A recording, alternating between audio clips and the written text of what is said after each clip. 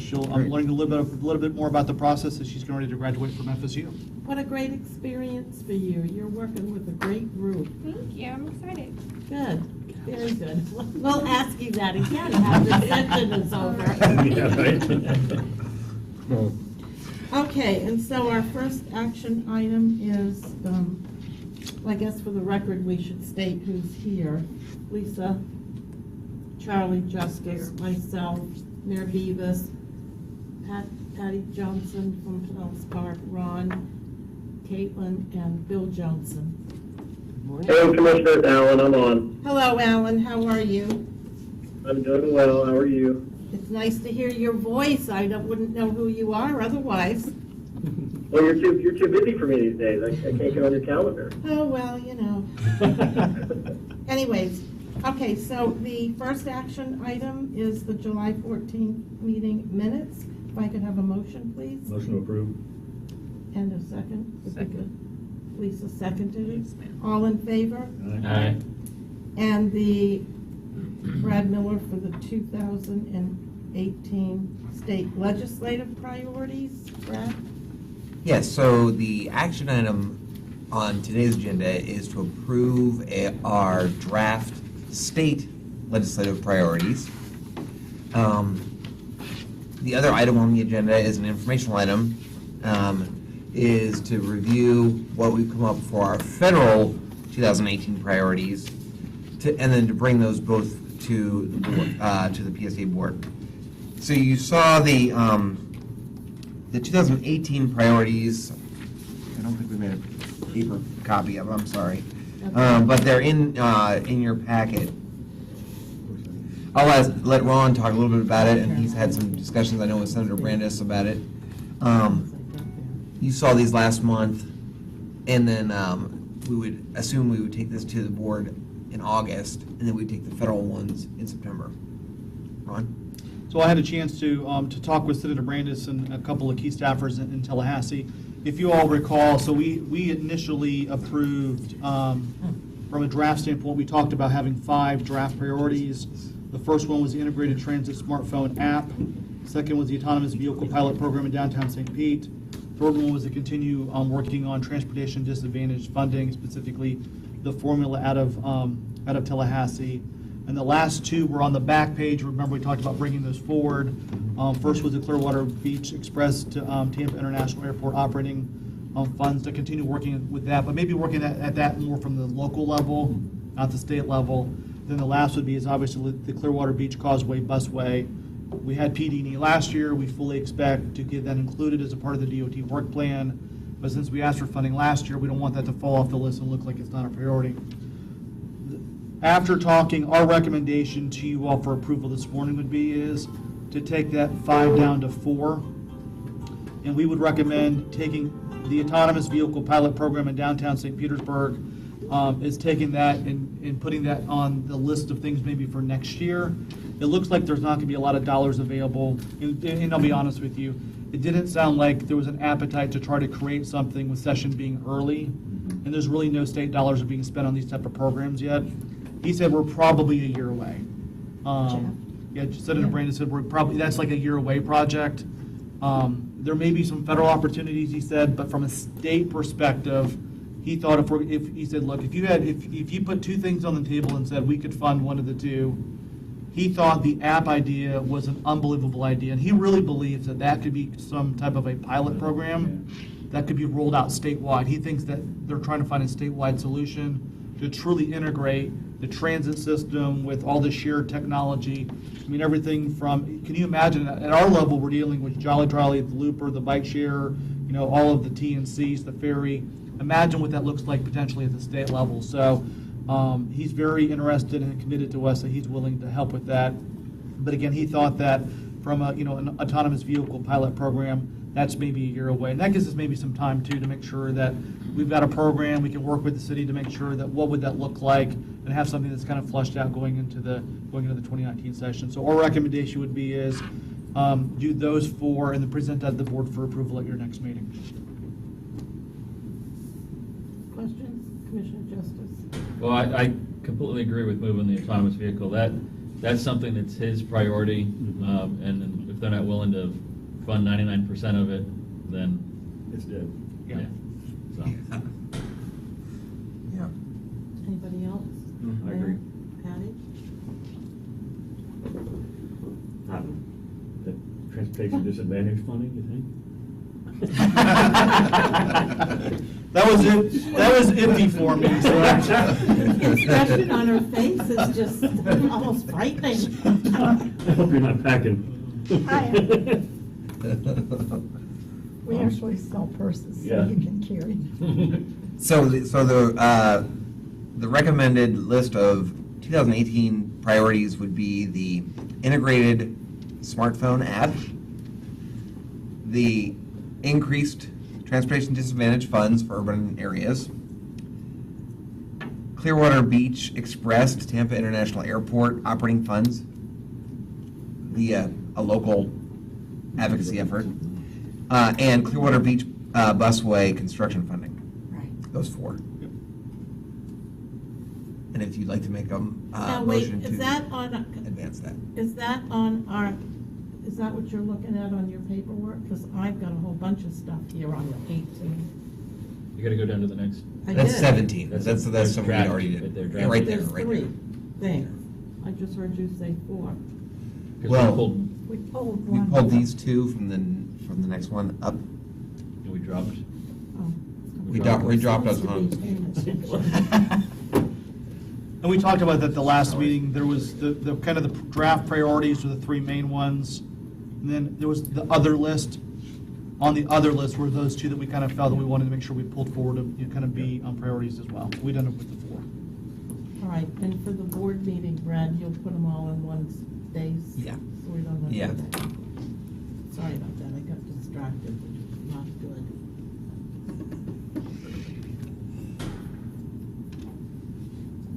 So I think we need a motion then from a committee member for To those move 4 to this. be the agenda. Motion to approve the list as presented. Second. All those in favor? Aye. Okay. Why, you're looking a little Great, quizzical. great. Madam Chair, I have one other item too. During session, they also passed a new task force for transportation disadvantage. We talked about it the last meeting, we would look into that. They had their first meeting 3 weeks ago. They're having another meeting actually this morning. And I believe the PST representative on that is Ross. Ross. Is Ross. And he left yesterday morning to be there this morning. Perfect. So Ross is there, and that group's also is hopefully going to make another recommendation on what that formula should look like. And again, having somebody there from PSTA on there is very, very important. Senator Renee Garcia from Miami is going to control this. You know Renee. I served with him in the Yep. House. So Senator Garcia is going to help control this process and has assured me that we have a seat at the table as they're kind of working through, we'll get drafts of what they're talking about, and we'll have an opportunity to definitely weigh in and be a part of that discussion. Great. So while we're talking about the state issues, if I might, could you give us some indication of, have you had any interaction with the T-BARTA folks? I have received nothing about a scheduled meeting or. So their challenge is that, so the new legislation went into effect on July the 1st. Right, Technically, the governor has 45 days to not only appoint, but to accept applications. So hypothetically, I could apply all the way up until August the 15th.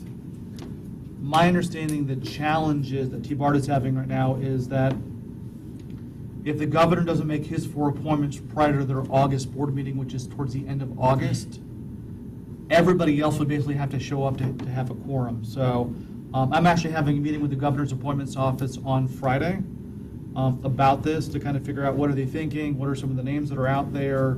I think some different organizations are trying to support some folks from the business community to get on that board. So I'll know a little bit more on Friday. So I think T-BARTA is going to be sending out some information shortly. I know they're going to have an August meeting. The question is going to be is if the governor doesn't make his appointments in time, do they have a quorum to have that meeting? well, please make them aware of the fact that we are charged with coming up with a plan. The clock is ticking. By January 1, and the challenge is with session starting January the 9th, there's not a lot of time to come up with that plan. Absolutely. I'll circle back and I'll make sure you all get an update on it. Yes, ma'am. Thank you. So we're good, we can move to the federal piece? I think so, other than, Alan, do you sorry have that Senator anything? Rasan couldn't be here today.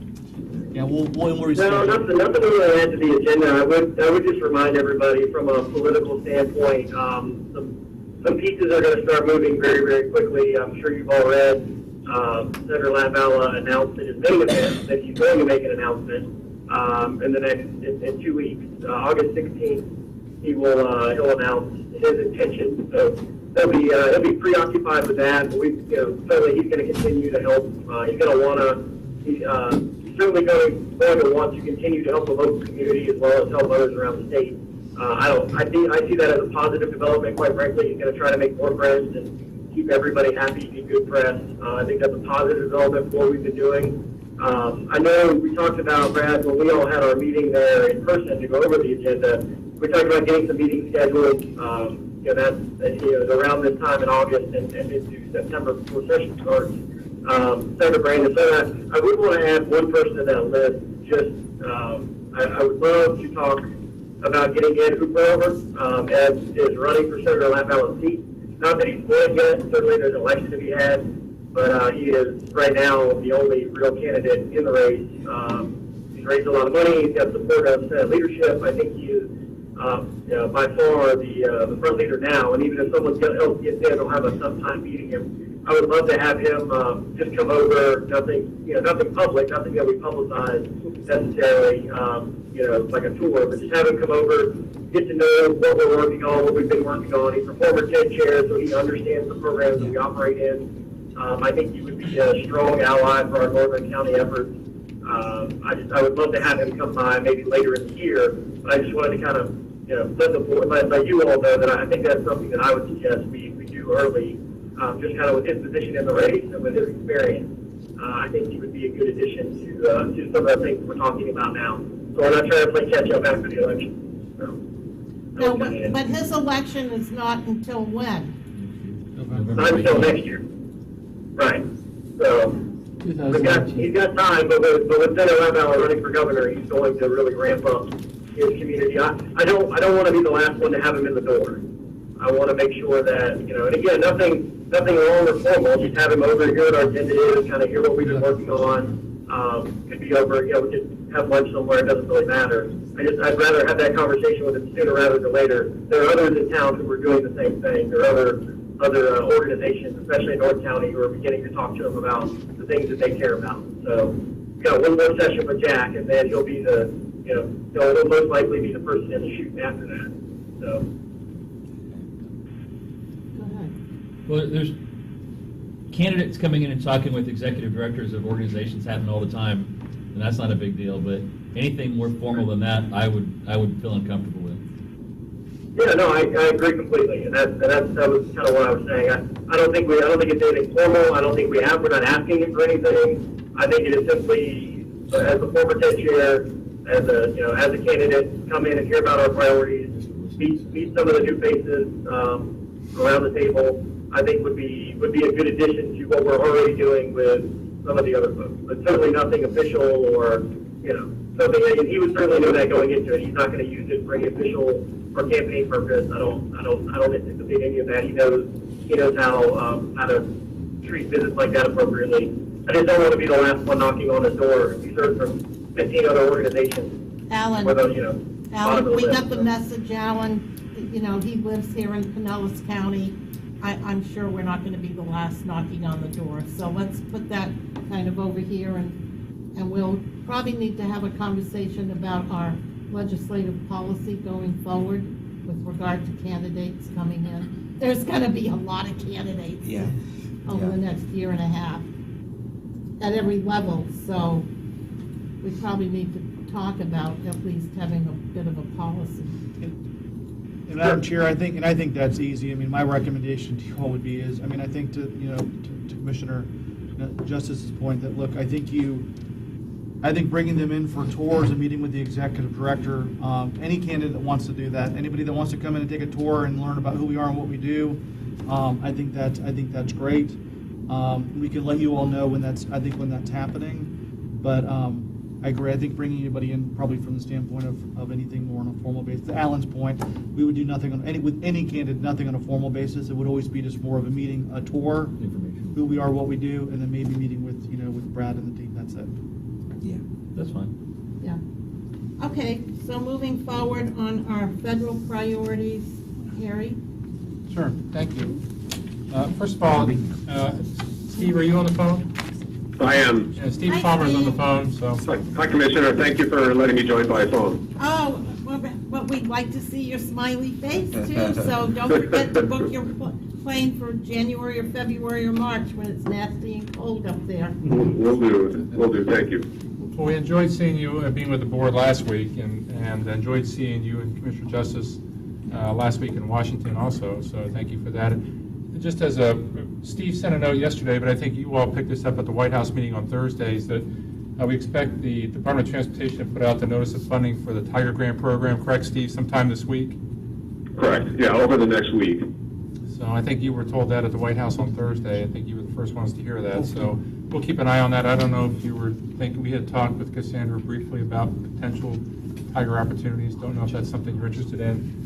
And we also don't know, Steve, I don't think we know what the application deadline would be. So how quick the turnaround is. We do not. The one thing that I will say that the Congress congressional appropriators have really stressed that they want to keep the formulas and the federal share at 80% and not cut it back. The Trump administration has been talking about trying to reduce it down to 20% federal and 80% non-federal, but I think they've been told by Congress that won't work for the Tiger Grant program. So that's good news. The question will be how much do they devote to rural projects versus non-rural. Oh, well. So we'll keep an eye on, as soon as Steve sees that, we'll make sure you all get a copy if you're thinking about applying. So on the, based on our conversation with Brad the other week and then again at the board meeting, he asked us to kind of draft up a federal agenda for 2018 just for you all to look at and discuss and see if there's anything we want to subtract or add to. So we've added on here, I think you all have a copy. We've added, we have obviously, I think your number one federal priority is the funding for small starts programs, to make sure that when you all submit the Central Avenue BRT application to FTA at the end of this month or beginning of September, that you get in the queue for fiscal year 2019 funding, not 2018, not the current fiscal year they're working on, but the next fiscal year. So our goal continues to be to make sure that small starts continues to be funded this year so that the backlog is cleared out, so when you all come up for funding in 2019, there's funding available for you. Also, we'd also need to make sure that your project is included on the list of small starts projects that the administration sends up for 2019 consideration. Yeah. We can talk about that. We have another memo on that we can talk about further later. Second thing we put on there is just in general the continued funding for infrastructure for public transit programs. As you know, the Trump administration had proposed eliminating the capital investment grant programs. The House and Senate Appropriations Committee continue to fund them. The Senate funds them a little bit more robustly than the House, but that's a good sign. But we just want to make sure we continue. That's where you get your bus and bus facility grant funding, your LONO grants, and your Sandbox and other programs. Third, we put on there, we've been discussing with the committee and the FTA, making sure they're trying to find a way that your mobility on demand passengers are counted towards your FTA apportionment. Brad's been doing a good job with that. We talked to FTA. He mentioned it again on Friday, the Friday before last when he was up in Washington. It continues to be something to look at. I think the committee is still trying to, committees of Congress are still trying to figure out what that all means and how you would make those adjustments, but we'll continue to work on that. Fourth item was, as you know, the President and the Congress have been discussing, since the President was inaugurated, a national infrastructure program. You know, it's unclear exactly what that'll be or what the timing for that will be, but the goal would be to make sure that transit programs are included in any infrastructure program. And as Steve was mentioning, this administration has kind of wanted to push things towards privatizing some of these programs. Congress wants to look for real federal dollars in these programs, not tax credits or other things. And so we'll continue to look at that, but we want to make sure that any infrastructure program that comes down has a public transit component. Fifth, and you had a little discussion earlier about autonomous vehicles. We added this just because Congress is looking at the issue of autonomous vehicles. The Congressman Bilirakis' committee, the Energy and Commerce Committee, reported out a bill last week related to federal standards for autonomous vehicles. Not exactly sure what legislation will come out, and multiple committees are looking at it. But we just want to make sure that any legislation that comes out, there might be an implication for public transit or be able to help public transit. Some of the things you were talking about, which is running autonomous vehicles to supplement your main routes or something along those lines. So we'll continue to monitor those for you and see if there's a public transit angle. And then Commissioner Johnson, on item 6 was a direct result of our conversation last week with you at the board meeting. I'm not exactly sure, and Steve, we talked about it after the meeting, not exactly sure what the federal angle would be on transportation for disadvantage, but as Congress gets ready to look forward to a new highway bill in 2 years, there might be opportunities to start discussing transportation for disadvantage.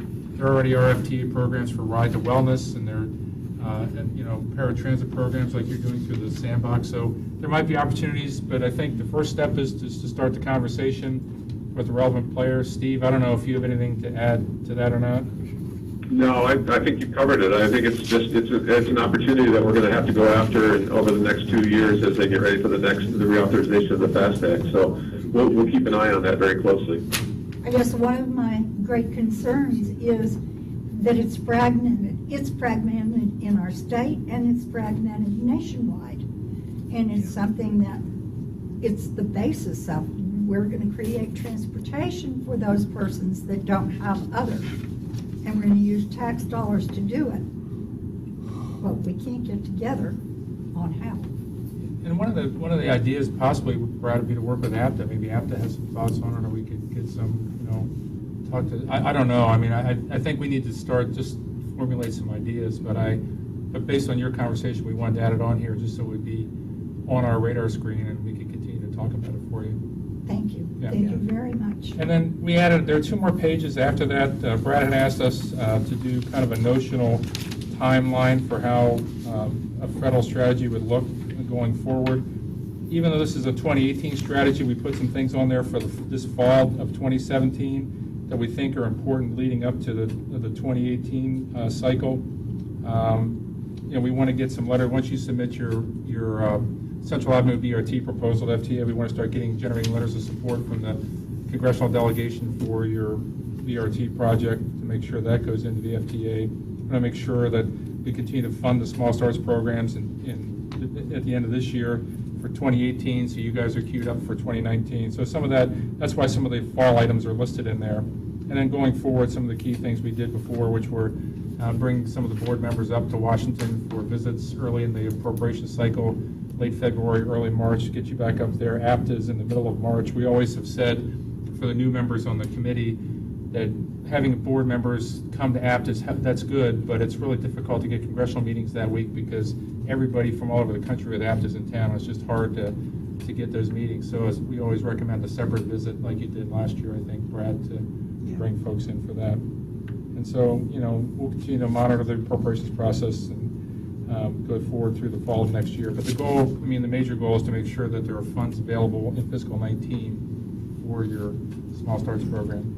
And then the last thing we have, Steve can talk about this a little bit. We prepared a memo here about the current status of the small starts program. As we mentioned before, the president, Steve can talk. Steve, why don't you go ahead and talk about small starts? You're the small starts guy. So the good news is in the fiscal year 2018 budget, and I think we talked about this at the board meeting last week, both the House and the Senate have ignored President Trump's recommendation that the program be terminated and wound down. So the House and the Senate have both fully funded the small starts program. The House funds the existing program so that they're finished, and the Senate actually provided about $168 million for new projects that are recommended to go ahead by the FTA. They no longer list them in the president's budget, so we don't know which ones yet are going to be funded. But the good news is Congress is providing additional funding for new small starts projects that will start in fiscal year 2018. And that's really important for us with the BRT project, so that those projects that are ahead of us in the pipeline are funded, and then gives us the opportunity to pursue funding, get rated this fall, and then fund in the president's budget in February. So there is a list there of the 2018 projects that would be, I think, Steve, these would be projects that are underway that would be completed with funding in Correct. fiscal 18. You can kind of see what the list of projects is and the dollar amount. Some of these are continuation projects, so that's not the total amount of federal funding they would receive. But you can see your project, I think, Brad's about $20 million. Yeah. In fact, I think Cassandra was telling us the other day that FTA was trying to encourage you to up your federal request and make it a larger request than you initially were thinking. But these amounts that are listed here for these different projects may not even be there only. It might Correct. just be there 1 year. Correct. This Yeah. is, I think, Steve, these projects on this list this is the amount in 2018 they need to finish the project, correct? Correct. Like, for example, Brad, Indianapolis or Seattle or Tempe, those were all, they each received $50 million last year, and they were requesting $75 million. So this would give them the full amount then to complete their projects. Okay.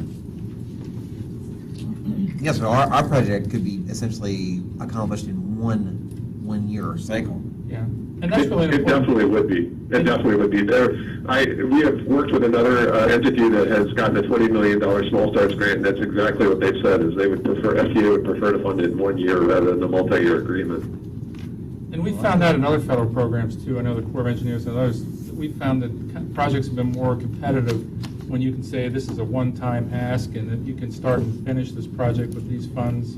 And also you have good buy-in from your organization and the state, so, and the city. So I think that this administration is really looking hard at cooperative projects that aren't just reliant on federal funding. So I think that would help for your project. So we wanted to give you that summary because I think it is good news from where we were in March when we first heard that the president wasn't going to be funding these projects to where we are now that the Congress is stepping up. And I might know, Senator Rubio is now on the Senate Appropriations Committee, so maybe, Brad, at some point it might not be bad for the board to send a thank you letter to Senator Rubio as a member of the committee saying thank you for your support of the committee's strong show of support for the small starts and the infrastructure grant program. Senator Steve, I think that would be helpful for Senator Rubio. I think that's a very good idea. We can help you draft that. Okay. Well, yeah, because you list here, letters to appropriate members of Congress from the PSTA board Right. might be appropriate. Yeah. That would be good. Yeah.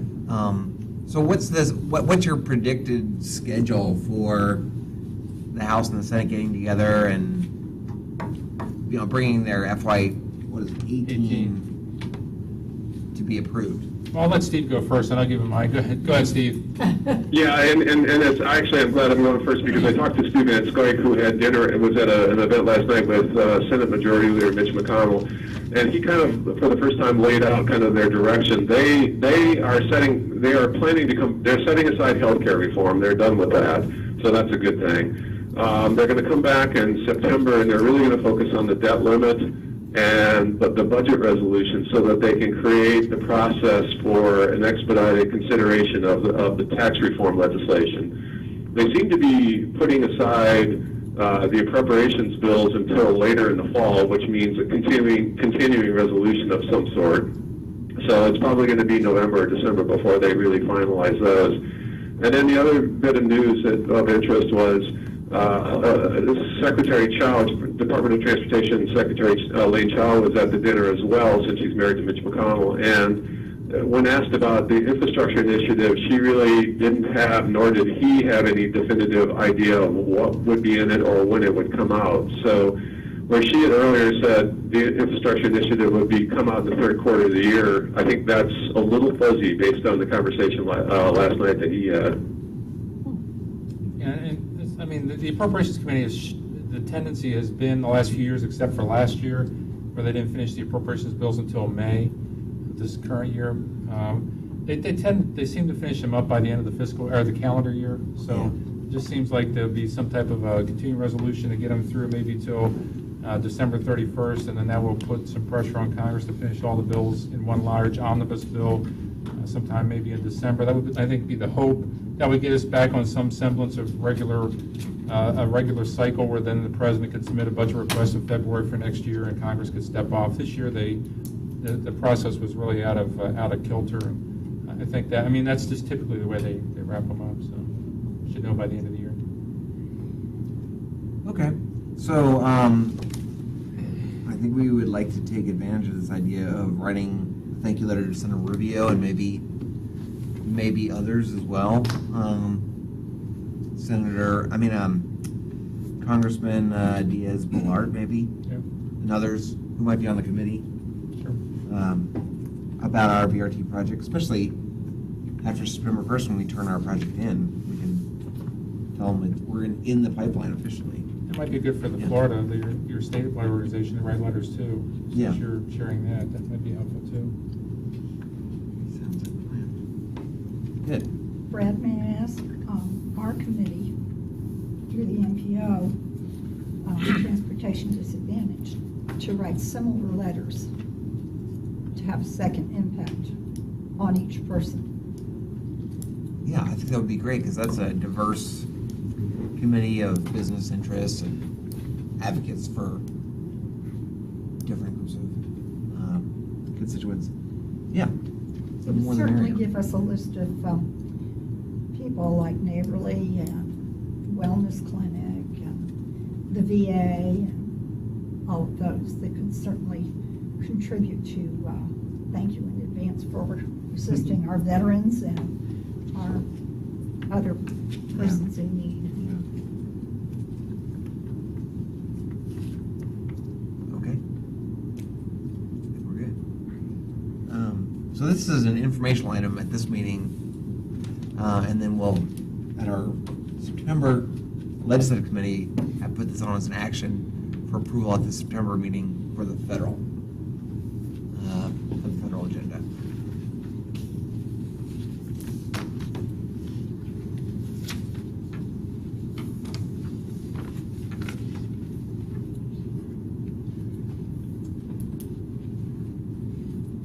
Okay.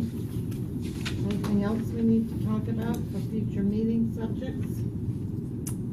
Steve, anything else, or Harry? No, I think you covered it all.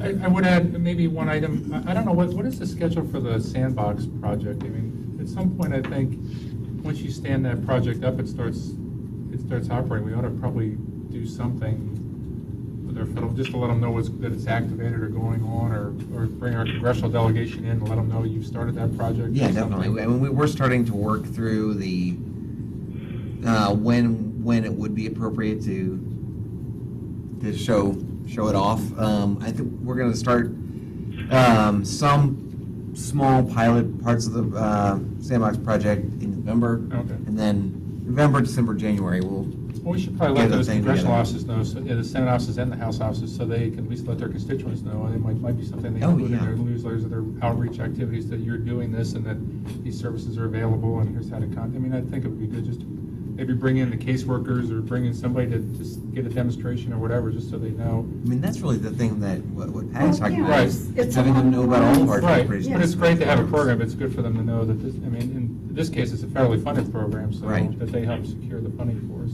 So being able to say thank you Yep, for helping this project, you could use it as a. helping these yeah. people get back on track in life and going back to work and So we have a little time here and, for our meeting. And it occurs to me that we use a lot of acronyms and words that I'm thinking that maybe not everyone around this table really understands what that is and how it works. And so maybe we can just take a few minutes, Brad, Harry, I'm not so sure, Ron, or maybe we can talk about some Steve. of your stuff too. And Steve, are you still there, Steve? I am, yes. To talk about, because Charlie, have you been to DC and talked about the Sandbox grant, for example? Nope. So explain what the Sandbox grant is, what it does, what we intend to, don't you think that would be helpful? Would that be helpful Yes. to you, Lisa, as well? Because we talk about it a lot, and some Yeah. of us have had lengthy discussions and even talked with the Federal Transit, that conference call we had that Yeah. was so interesting in Congressman Jolly's office, but not everybody was part of that. Do you know Yeah, no, all of the ins and outs No, of no, it? no, I think it would be great. We Okay, kind of just blows by it and say it. Yeah, We right. do, and we kind of touch the tip of the iceberg about what we are gonna do, but none of us are transit gurus. Bill's been on the board for a long time. Do you know all the ins and outs of the Well, Sandbox grant? Not all of it, but I know what it's used for. Well, okay, we'll leave you out of the discussion then. Go ahead, Brad. So Harry. Harry can sort of, I think, embellish on the strategy we used very successfully to be one of only 12 transit agencies across the country to receive this competitive Sandbox grant.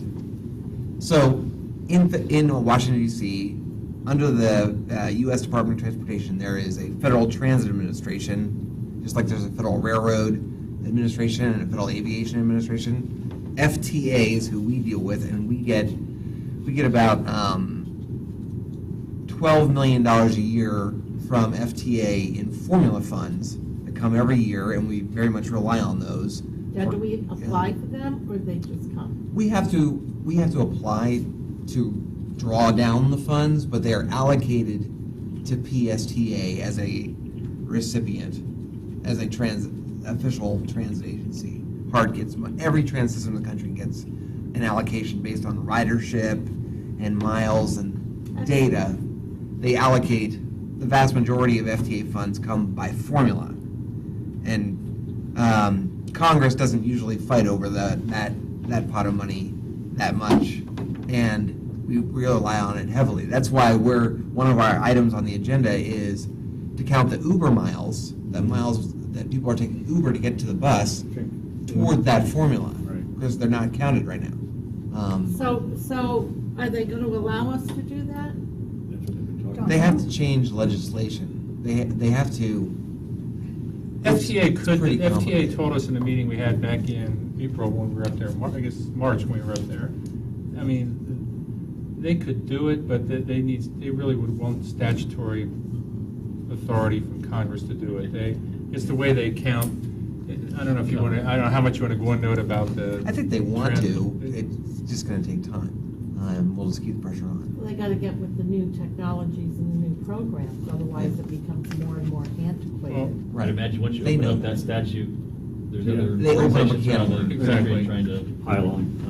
So then That would never happen. And the problem is, Steve, I've never seen that movie. The formula grants come out of what they call the authorized, these formulas, the funding is authorized in these transportation bills they do every 5 years. And so Steve, correct me if I'm wrong, there's a fixed pot of formula funds that's available every year, and then the FTA divides those up among all the transit authorities around the country based on your ridership and miles. Debbie told us the other day you got your formula grant for the next year, and you actually got an increase. Is that correct? Yeah. So if somebody gets an increase in a fixed pot, that means somebody else is probably getting a decrease somewhere along the way. And if you add in count these additional riders and miles for the mobility on demand services, then that could put somebody, your numbers might go up, but somebody else's might go down. So there's a whole debate of how that would go. So I think there'll be a good public policy debate on whether to do this or not. But I think it's worth pursuing, because other transit agencies in the country are emulating what you guys are doing here. So I think Steve, did I capture that one right? No, you did. And it comes up every time there's an authorization bill, multi-year bill, they set the policy and funding levels for transit agencies. And there's always, there's certainly a fight for more money, but there's always a fight between, the rail systems and the bus systems. And so there's a lot of demand for the formula money, and that money is paid for by the gas tax, the federal gas tax. So every time you go to the pump, you pay 18.4 cents in federal gas tax. 20% of that goes to transit, and that's the formula funding that you all have been talking about. So putting those formula funds aside, then over the years, Congress and FTA have created lots of different discretionary grant opportunities based on sort of who's in office and what the priorities are at the time. And recently, the FTA created this program called the Sandbox Program. I can't remember the total amount of money. I don't think it was a huge amount of money, like less than $20 million nationwide. But they came up with the word sandbox because it really was FTA's idea for looking at Uber and these disruptive technologies, and they wanted transit systems to put together proposals that played around in the sandbox, like moved and didn't necessarily follow all the rules and regulations perfectly, but to tell FTA what rules need to be changed so that we could take advantage of these technologies. That's the word. That's why they came up with the word sandbox, because you're messing around with the sand somehow. But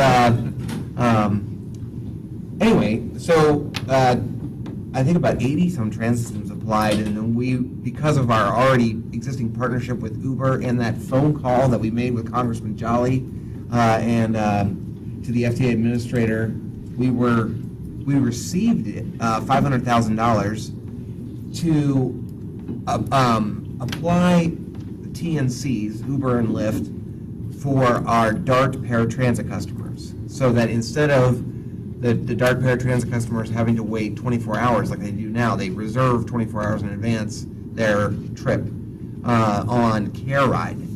They can just hail a Lyft ride right away, immediately. And one of the key components of that is that we also have a partnership with Custom Mobility down the road here on 118th, who converts vans to wheelchair accessible vans, and a group of veterans are going to use those Custom Mobility vehicles and be available through the Lyft app for people with disabilities to be able to use Lyft, as well as like ambulatory people can already use Lyft. So that's the whole program.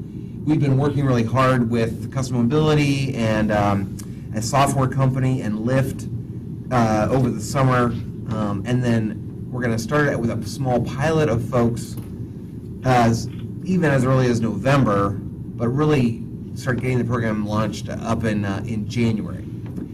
FTA, since they really want, this is like their experimental, they want to analyze all these different programs, these 12 transit systems put together to death. They have assigned Cassandra, 8 different consultants to study us. We're like the little guinea pigs, and then they bring all these consultants to town and they analyze. They want to analyze how this program works. So one idea is that, well, this is a great thing for customers. People are going to want to hail rides all the time. In addition to saving money, because Lyft is lower cost than the alternative, do you actually save money because more people want to ride because it's better? So those are the kind of things they're going to analyze. Are people able to use smartphones, etc. So That's what's going on. My immediate thought is, have we talked with anybody at Bay Pines to figure out the best way to get this message through to our veterans and folks that are using Bay It's Pines? already happened. What's already happened? The talking to yesterday, Mobility on Demand was sitting right next to me, Bay Pines, the representative. The other part is... They know it. Huh? The administration does? I don't know, but that's a good idea. We have that enormous facility right in the hub of our county, and it seems to me that that's a great, I remember just so clearly the struggles that we had when I was on the Transportation and Economic Development Committees in the Florida House, because the National Guard folks would come in and talk about the difficulties that our returning veterans who were getting all of the prosthetics and having such a tough time. The college has got to be involved in that too, because they have a big prosthetic campus, right? And it just seems like it's such a great service for them, Go ahead. Well, transportation disadvantage, one part of it, one of the committees, one of the board members is the VA. And we do have at least 3 VA people that are watching this very closely. And the thing that, Brad, that also sets this up so great is that when the lift contract and custom mobility and those veterans get together, they're putting those people back to work. Those veterans are going to have jobs out of this Yeah. as drivers. So when the people are micromanaging everything that gets done, so far, they're all very happy, all of the people that are touched by these programs. So my point was The more for VA the knows. consultants, should be talking maybe, and including that as one of their metrics. Oh, yeah, That we're putting these folks back to work. yeah. Just the other day, I walked into a meeting with our senior planner, Chris Cochran, who's working on this, and a veteran who had found out about this, that we were doing the Sandbox Program from the VA, from Bay Pines. So I know they know about it, because this guy Great. called him. This guy is like a computer tech, but he is a veteran, and he wanted to create his own, he said he had created his own app and he was going to basically start up his own Uber program. He Right. lives in Pinellas County, and then he had heard of Chris and PSTA's doing this thing, so he called and wanted our support for his business program. And so Chris was telling him all about the Sandbox Program and how, he really shouldn't spend so much time creating his own app. He should basically take advantage of Lyft. Lyft already has created that technology. So Chris hooked him up with Lyft, and then that guy is now going to be one of the Drivers. drivers It's his and business, one of the business partners. yeah, basically. And he's going to try to recruit some of his friends. So it's in the works to be launched in a couple of months. But Brad, one of the issues that was raised when Brad was up in Washington in July at this roundtable of the Senate Banking Committee was what happens to a Sandbox grant program when the program ends. In other words, Yeah. I think Brad was asked that question and I think was trying to prompt the committee to say we need continued support for this to keep it going, because when the $500,000 runs out and the Sandbox is over, it was just kind of a demonstration, an R&D type program. How do you transition it to your long-term Right. service offerings, correct? I mean, and so I mean, that's something that's we're going to always look the at. problem with these discretionary, programs. Just it's the same thing in the state is that they're not ongoing. They end, and you have to come up with a transition plan. In our case, we have a transition plan. We fund the DART program. So what we've said for our Sandbox program is the money that the federal government gave is to develop this software that allows us to assign the trips to Lyft or CareRide, help us do that, which is kind of like a one-time expenditure anyway. So in our case, it's okay, but there's always a challenge or a debate that we say, well, should we apply for this grant? Because what happens when it runs out? That's why we have a legislative committee, you all, and you do such a great job coming with us to DC and Tallahassee to advocate to continue the funding, keep the programs going. So, Great discussion. yeah, the other acronym, which I'll just highlight that we talk about, is ACTA. ACTA is the American Public Transportation Association, the federal association, kind of like we have a Florida Public Transit Association that I'm the chair of. APTA, of course, represents all the transit systems across the United States. New York City is the largest, on down to some systems in rural Kansas have like one vehicle. And APTA does have, of course, a lot of influence in DC on the technical details and how these policies are written and regulatory changes and things like that. And that's what Steve certainly gets very involved in that. But the association meets every March in DC for their legislative conference. Lots of associations have legislative conference. NACO,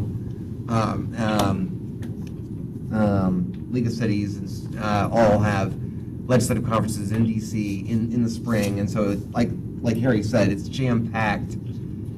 Like I've heard senators and congressmen say that's the springtime is the cherry blossom time, and it's also when America comes to Washington, wearing their T-shirts and jamming up the line for security. So it's a little bit harder to actually have a good discussion with any member or anything there. But there's a lot of sessions at the conference itself that are very informative to PSTA board members.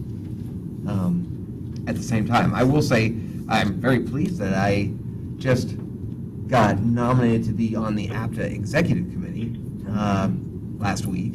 So after I finish my time being the chair of the FPTA state in October, then I'll move on to being on this ACTA committee.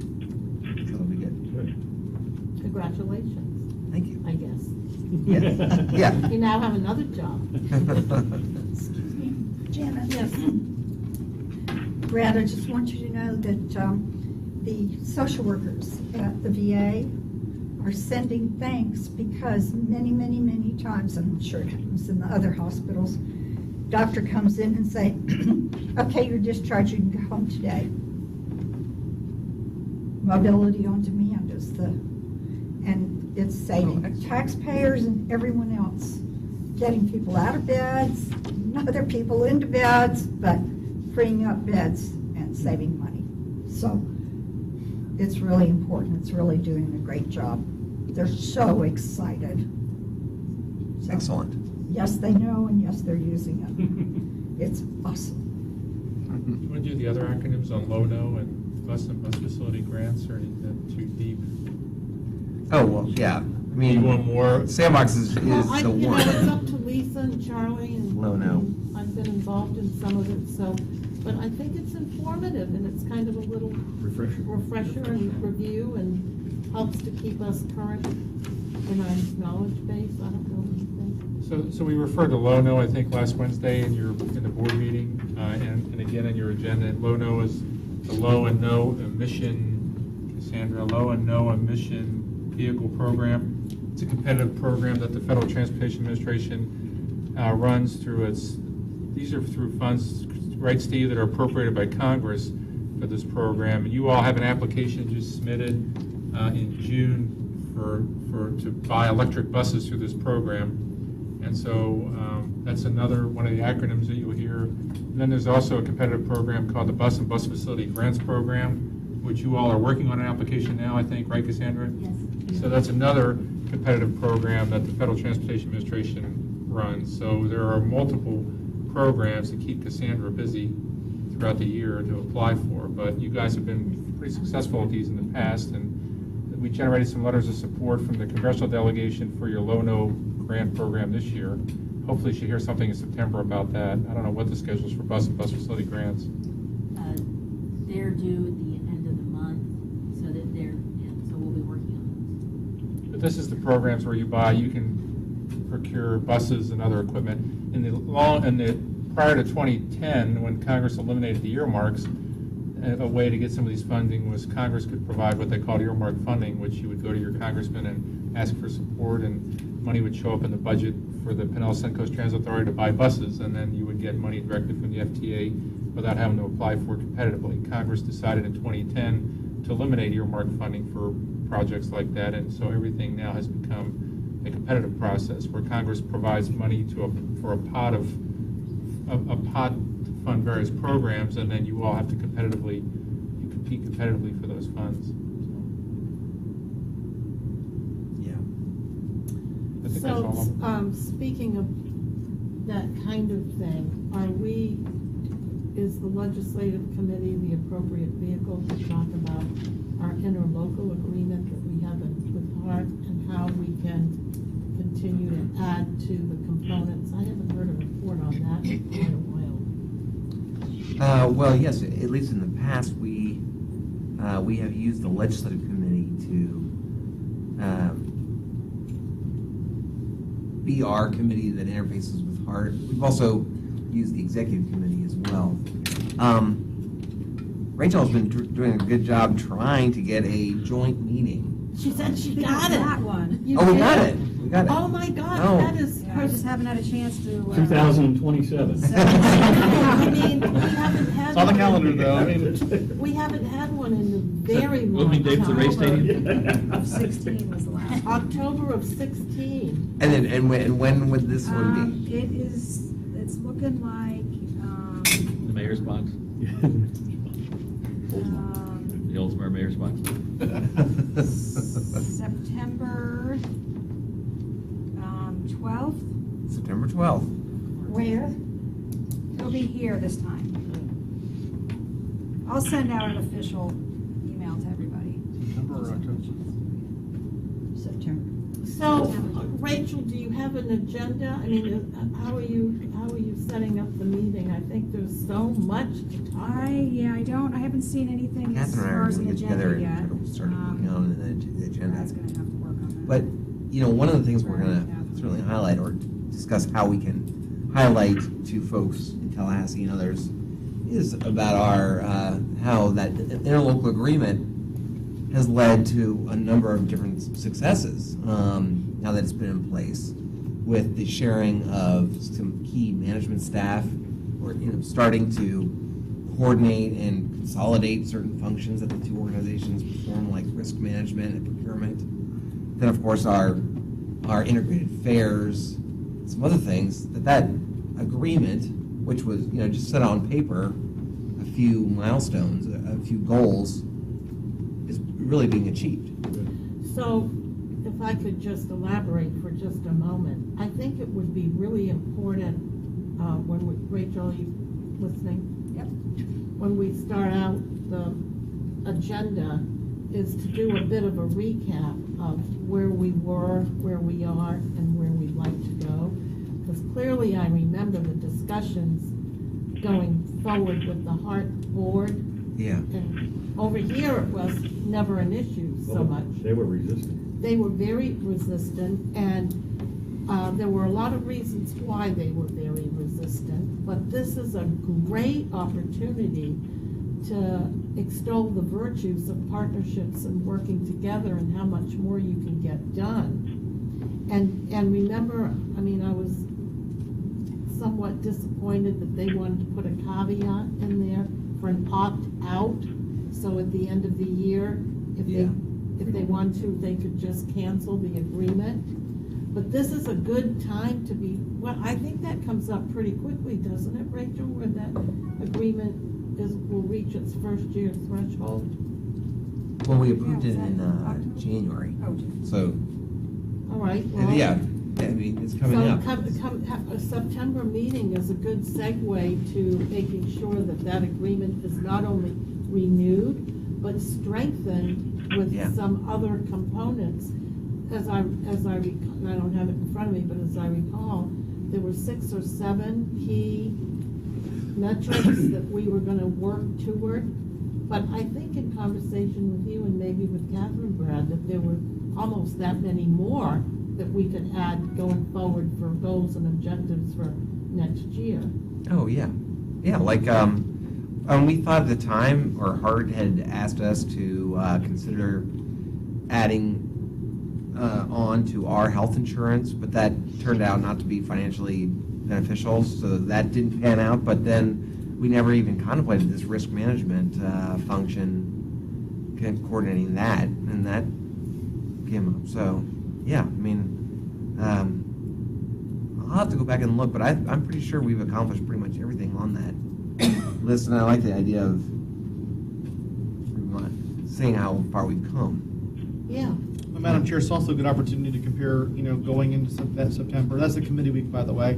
That's the first committee week of the 2018 session, is compare what their agenda may be compared to what our agenda. Because, for example, our integrated app, they would benefit from that. So that's something you would think they'd want to be supportive of and try to help, especially if it's going to be some type of a state pilot that Senator Brandis would want to roll out potentially in the future statewide.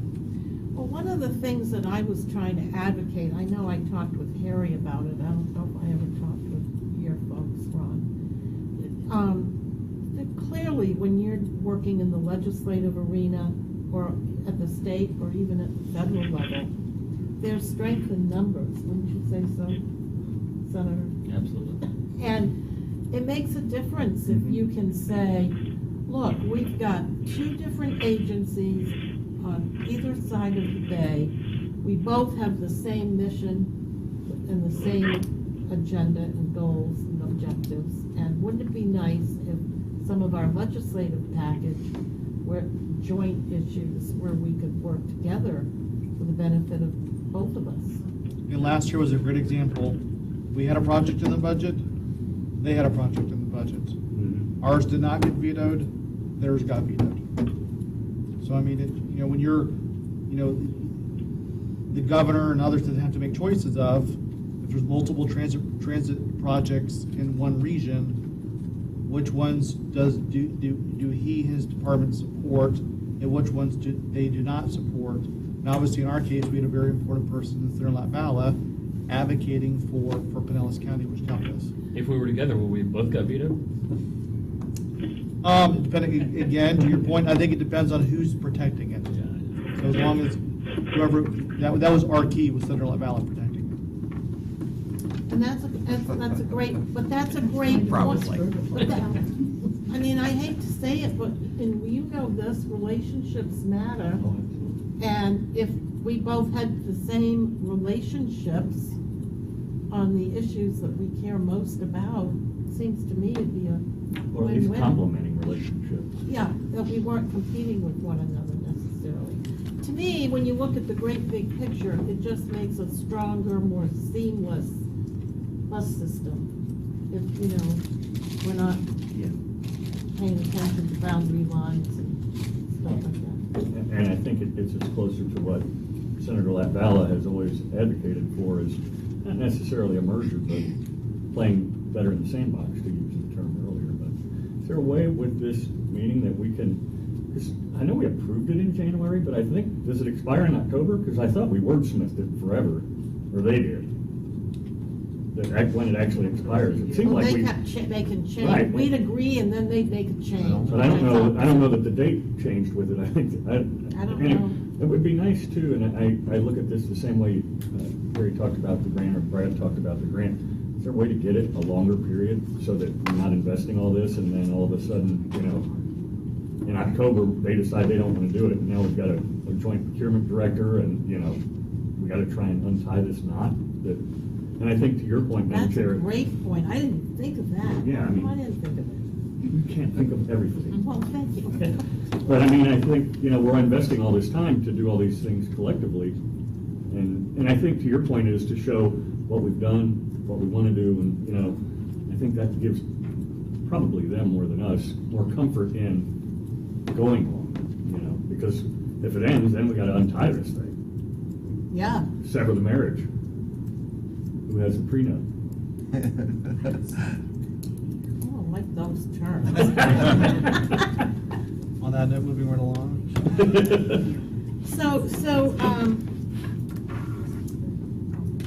Well, how does that work, Brad, if we're working on procurements for maintenance and all that kind of stuff? Are we working together on that? Well, then why aren't we working together on our contracts with Harry and Ron? Well, I mean, so far, we have this now joint procurement director, Al Burns, and we had been in the past alerting each other when, like, we were doing an RFP for banking services. We would tell Al over at Hart, hey, we're doing an RFP, are you doing one soon? You want to join with us? And it was kind of like that ongoing. And oftentimes their first answer was, yeah, we'll do it. And then some kind of delay on one side of the bay or the other, and then it didn't seem to happen, hardly ever. They would say, no, we don't really want to do it your way, we want to do it our way, or, whatever. And then, so since Al has been there over both, that doesn't happen so much anymore. Like, for our benchmark, for our business scorecarding, we have an RFP that we're doing for surveys, and Hart has a similar thing going on, so we are doing that together. And he's able to sort of write the scope and get the vendors to understand, yeah, there might be slight differences on both sides, but we can do this together. And, I think that's how more and more, with him specifically overseeing both of it, more things will be procured together. Now, on the lobbying contracts, we haven't really tackled existing contracts so far. I mean, he just started doing this, about 6 weeks ago, so we haven't really tackled existing contracts. I think that when we met in 2016, was it, with Hart, we talked a little bit about doing a joint thing with Hart on the state government affairs thing, and Hart definitely didn't want to do that, or the Hart board. Didn't work out so well for him, did it? No, I don't know. But to Charlie's point, we don't want them to necessarily, us drag them down or them drag us down. Yeah, right. Yeah, right. That's where I think you almost have to take the baby step of the agenda. Find maybe one or two, if they have 4 things on their agenda, we've got 3 or 4 things on our agenda. Let's have one place that's maybe common ground that we can try to build that bridge. That's a good point. Yeah. You did apply for a Tiger Grant, federal Tiger Grant together for the joint fare box. Unfortunately didn't get it, but that was a project you did together with Hart, and the counties came together on that. You made that your county priority. And then I know one of the trips when you came, I don't know, were you on the trip to Washington? We had Hart, we did congressional meetings together with Hart. Oh, yeah. One trip, and That was a while ago. It was 2 years ago, but we all made the same. I mean, everybody went together and talked to the Florida delegation as a group, which I thought was helpful. It was good. I mean, it was talked about some of these major, big picture transportation items, which I thought was a good message, Brandon. So we did do that. And Madam Chair, if I could, on the September 12th meeting, I mean, I think it's great that she's done that. Our participation was poor at best last time. I felt like, from a board perspective, there was only, how many of us went, board members? Oh, yeah, the one. That was sad. Yeah, and so, I mean, for us to show that we have buy-in and support of, everything. How many of us are there? 15, and like 4 of us went? Think about that. Not yeah. counting staff, but 4 or 5. You remember, Bill, you went? I don't remember exact number. You know, Pat, I'm Bill sure you was took chair. notes. I don't have that. I'm kidding. Yeah, it was no more than 3 or 4. Yeah. The last one we had was at the partnerships, Tampa Bay Partnership building, right? Wasn't that the last one? I think we met at- We were at, Down in no, we Ybor. were at Hart. we were at their office. Hart last Oh, at night. Ybor. We're in Okay. in their boardroom. I think. Oh, yeah, that was very minimal. Yeah, like 3 or 4. Me, Garden, Joe Barkley. I looked up yes, it was heavily wordsmith. December 31st, 2017 is the, Okay. I didn't think the date So it is followed. Ending. coming up really quickly. yeah. Okay. Yeah, I didn't think the date kept changing with the wordsmithing. We need to bring that up to we've got to have that discussion, Brad, because the way our meetings go, month to month, we only have a couple more meetings before that comes up. Yeah. So we'll definitely discuss it at the joint meeting with them about extending it. And I put it on our legislative committee agenda for September, October. Yeah. So the PSTA board can approve a revised or extended agreement in time. Sounds good. Have you pulled it up there? I'm pretty sure this is the latest one. Yeah. Well, if you can forward it to me, I'd like to look at it. I'd like to Okay. give some thought to, and you need to give some thought for the next time we meet too on what other kinds of things we could potentially think about working on. Okay. All right, do we have, we've moved all over the place, or do we have other business besides this that we need to talk about right now? No, but I will tell you that the acronym thing, not so much the acronym and what it is, but the confusing part to me sometimes is all these different funding sources, and what ties to what acronym, and this one does this, and state and federal, and those are the things that are interesting to me. I get most of the things that we can do with them, but it's all the crazy funding So we don't sources. very often have Harry in the real life flesh and Ron's real good about coming to almost every one, or one of his representatives. But maybe we could just pick one or two of these kind of things each time we have our meeting, and Dive in a little do a little bigger dive, just to help educate our folks. Did you find it helpful, Lisa? Yeah, even like it, I mean, I don't know if we'll have time, but a little cheat sheet, you know. That's what I'm saying, I it's mean, like. I wrote some, you know, but having a cheat sheet would help me. Put together kind of at least on the federal side, and Ron could do the state side, we can put together on the federal side what the programs and how they, where Like a they little fall. cheat sheet that Sure. we can keep in our desk when we're Yeah. in our space in our board meetings. Yeah. So when these things are being We can map discussed, it out, yeah. you go, what now? I'm on the, what was it? I'm on the Area Agency on Aging Board, and we have a laminated sheet of acronyms of all the elder affair programs. Yeah, That's on our desk every meeting. yeah. And what kind of It's little, like- what? It's like 2 pages of acronyms. Well, I'll never forget when I was first appointed to the Homeless Leadership Board, my first meeting with the then executive director was 4 pages of acronyms.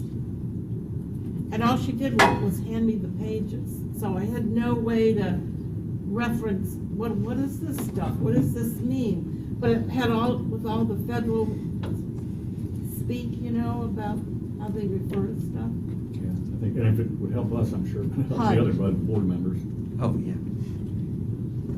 I think it Because we're would be. infinitely more I think knowledgeable. and then as we break into our subcommittees, then those acronyms that are pertinent to those subcommittees, I think it's a great training tool, Brad.